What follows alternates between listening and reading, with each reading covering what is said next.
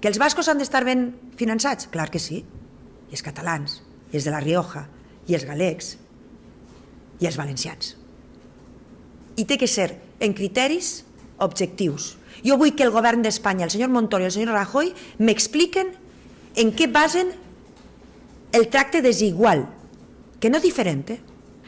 Clar que n'hi ha comunitats autònomes que tenen que tindre tracte diferent.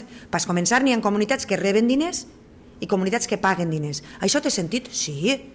Comunitats pobres han de rebre diners, perquè en això se basa una distribució solidària dels recursos d'Espanya. I les comunitats riques tenen que pagar diners.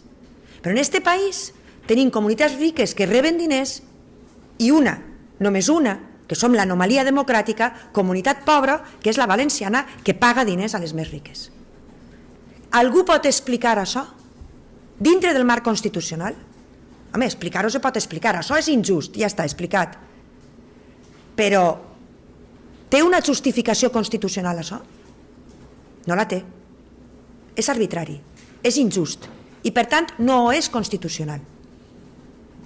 Les decisions sobre el finançament en aquest moment no són constitucionals perquè no tenim suficients recursos per a garantir els drets de les persones i, per tant, per a garantir el compliment de les lleis.